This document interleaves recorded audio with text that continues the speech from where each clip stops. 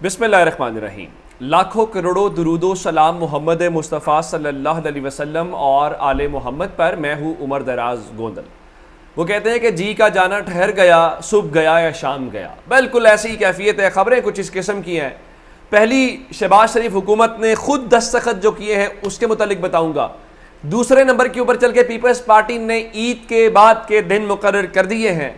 क्या होने जा रहा है आपको ये भी बताऊंगा। और फिलहाल तहरीक इंसाफ तोड़ी जा रही है, गिरफ्तारियां हो रही हैं, टिकट होल्डर्स जा रहे हैं। तो इमरान खान इलेक्शन कैसे लड़ेंगे, कौन इलेक्शन उनकी तरफ से लड़ेगा, ये बड़ा अहम सवाल है। लोग कहते हैं, मैं आज किसी जगह था, एहतजाज वो मुलाजमीन कर रहे थे, उन्होंने बहुत वाज़ेह और साफ अंदाज में एक बात की कि हम तो बस ये चाहते हैं हमें पता चल जाए इमरान खान का कैंडिडेट कौन है, और कोई कैंडिडेट हो हम वोट करेंगे। इमरान खान ने उसका बड़ा एक बेहतरीन तोड़ निकाला है, वो आपके सामने रखूंगा। सबसे पहली बात, मौजूदा हुकूमत डरी हुई है। मैंने आपको बताया था कि जिस दिन ये फैसला जारी हुआ, रिव्यू एंड जजमेंट्स वाला फैसला महफूज हुआ था, गवर्नमेंट उसी दिन गैर महफूज हो गई थी। उसकी वजूहात क्या है? उसकी वजूहात हैं, इसका मतलब नवाज शरीफ की वापसी के मसाइल हो सकते हैं। गो के आजम नज़ीर तारड़ इस वक्त वहाँ गए, उन्होंने कहा जी तमाम कानूनी रुकावटें दूर हो गई हैं। उसके बाद आप जानते हैं कि प्रैक्टिस एंड प्रोसीजर बिल है, और सबसे बड़ी बात, सुप्रीम कोर्ट अगर रिव्यू वाला केस उड़ा देगी तो उसके बाद इलेक्शन नजर सानी जो केस लगा हुआ है, सुप्रीम कोर्ट उसको यूं उड़ाएगी और सीधी सीधी तौहीन अदालत और सुप्रीम कोर्ट के जरिए ये हुकूमत घर जा सकती है और इलेक्शन हर सूरत पर होंगे।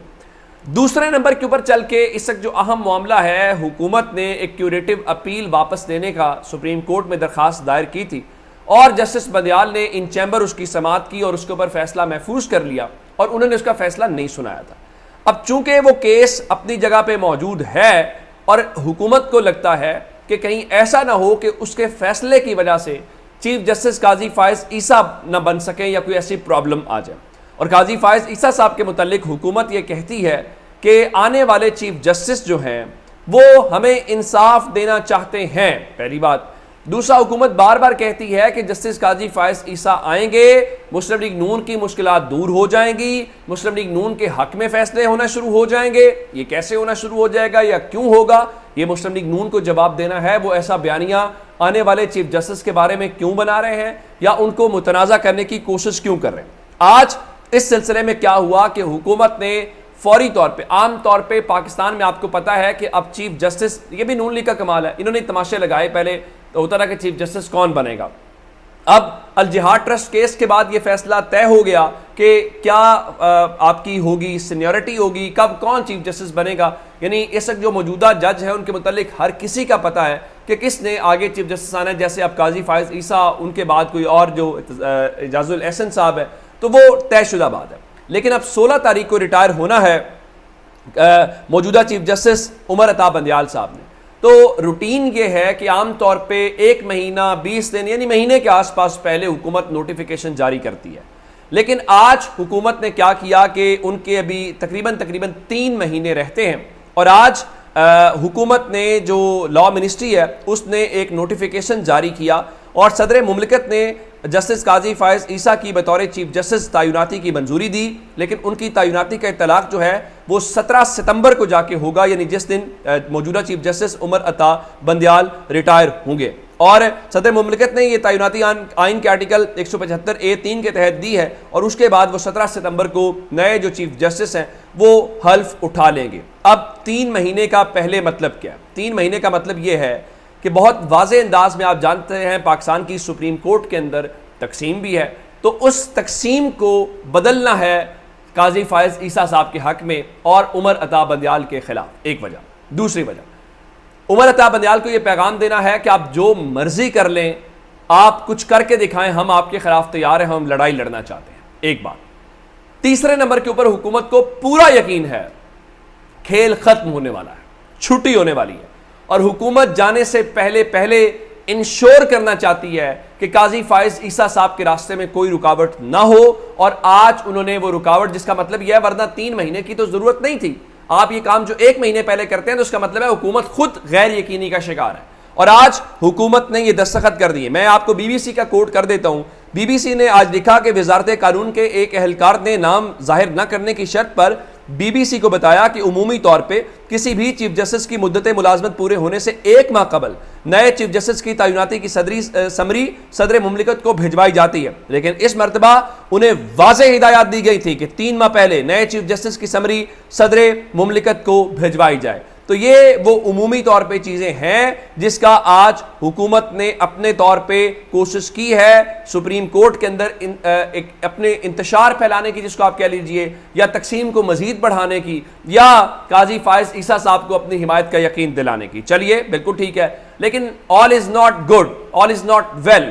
मुस्लिम लीग नून काजी फायज ईसा साहब के बारे में बहुत खुश है। और एक और बात, तासुर ये देने की कोशिश की जा रही है कि देखिए जी, इमरान खान जिनको नहीं बनाना चाहते थे वो आज बन गए। इमरान खान मानते हैं उस रेफरेंस के अंदर उनका किरदार क्या था या उनकी गलती, सब जानते हैं कि काजी फायज ईसा के खिलाफ रेफरेंस कौन लेके आया, फैजाबाद धरना केस का किसको गुस्सा था।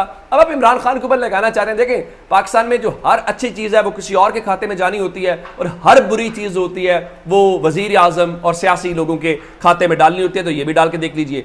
अब ये मुस्लिम लीग नून तो इस पे खुश है, पीपल्स पार्टी इस बारे में कोई क्लैरिटी नहीं लेके आई, तो पाकिस्तान पीपल्स पार्टी इस वक्त नाराज है। एक तो हुकूमत ने कल वो मंजूरी तो दे दी, लेकिन हुकूमत फड्डा फिर डालने जा रही है उसके ऊपर, चेयरमैन पीसीबी के मामले के ऊपर। लेकिन पाकिस्तान पीपल्स पार्टी एक और ईद के बाद सरप्राइज देने वाली है, और खबरें इस वक्त ये हैं कि पंजाब के अंदर बिलखुसूस मुस्लिम लीग नून का जो वोटर है, चूंकि वो नहीं है, मुस्लिम लीग नून को वोट नहीं पड़ रहा, लोग उनसे नाराज हैं, तो पीपल्स पार्टी ये समझती है कि अगर हम भी नून लीग के साथ रहे तो हमारा वोट बैंक भी खत्म हो जाएगा। अंदाजा करें मुस्लिम लीग नून पे कितना बुरा वक्त है कि पीपल्स पार्टी भी उनसे फासला कर रही है कि हम इनसे जितना दूर होंगे उतना हमें फायदा होगा। अब इस हवाले से जो पीपल्स पार्टी है उन्होंने पंजाब में एंटी नवाज वोट मिलने की उम्मीद के ऊपर ये तैयारी कर ली है कि ईद के बाद वो मौजूदा हुकूमत से अलहदा होना चाहते हैं, अलग होना चाहते हैं। लेकिन बजट मंजूर करवाया जाएगा बजट मंजूर होने के बाद वो हुक्मरान इत्तेहाद से अलहदा होना चाहते हैं। उसकी एक वजह ये भी है कि वो उससे अलग हो जाएंगे तो हुकूमत के पास नंबर ही पूरा नहीं रहेगा, और हुकूमत मजबूर हो जाएगी असेंबली डिसॉल्व करने और इलेक्शन वाले मामलात के ऊपर, क्योंकि नून लीग इलेक्शन को खींचना चाहती है और पीपल्स पार्टी ये चाहती है कि बिल्कुल भी नहीं, और इलेक्शन अपने टाइम के ऊपर होना चाहिए। ये वो चीज़ें हैं जिसकी बुनियाद के ऊपर आगे मामलात बढ़ रहे हैं। अब मैं आपको पीपल्स पार्टी वालों की भी क्या ही कहने, कल लतीफ़ खोसा साहब की रुकनीत मुअत्तल की, आज पता चला जी एतजाज़ एहसन साहब की जो रुकनीत है वो भी मुअत्तल कर दी गई है।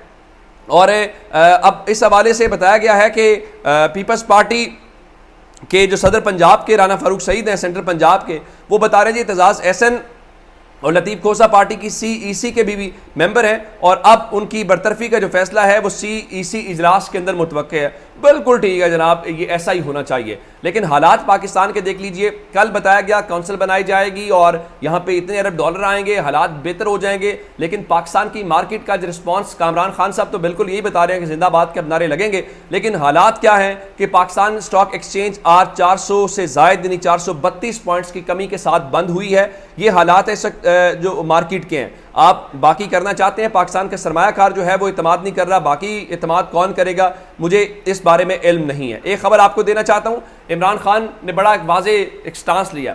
वो कहता है ठीक है, अगर आप हमारे वोटर्स तोड़ना चाहते हैं, आप हमारे साथ नहीं रहना चाहते या हमारे लोगों को तोड़ना चाहते हैं, तो हम एक और काम करते हैं, अगर कोई टिकट लेने वाला नहीं होगा तो हम काले कोट वाले जो हैं महाज उनके हवाले करेंगे, और अब तहरीक इंसाफ के जो नए टिकट होल्डर्स होंगे वो सारे वकला होंगे। आप जानते हैं बहुत सारे वकला पहले भी तहरीक इंसाफ के टिकट के ऊपर जीते हैं, और अगर उनको टिकट मिलने का मतलब ये होगा कि पंजाब के अंदर वकला जाने और अदालतें जाने और उसके बाद पुलिस जाने, और जो तोड़ फोड़ करने वाले या पार्टियां तोड़ने वाले हैं वो जाने। इमरान खान का ये पत्ता बड़ा साफ शफाफ और इस पर गेम बदल सकती है। चौधरी परवेज दिलाई के हवाले से जो FIA ने जिस केस के अंदर उनको गिरफ्तार किया, मैं आपको बताना चाहता हूं कि जिस्मानी रिमांड की इस्तदा मुस्तरद कर दी गई है और उनको जुडिशल रिमांड में भेज दिया गया है, जिसका मतलब है कि उनकी जमानत हो जाएगी। अपना बहुत सा ख्याल रखिएगा। खुदा हाफिज।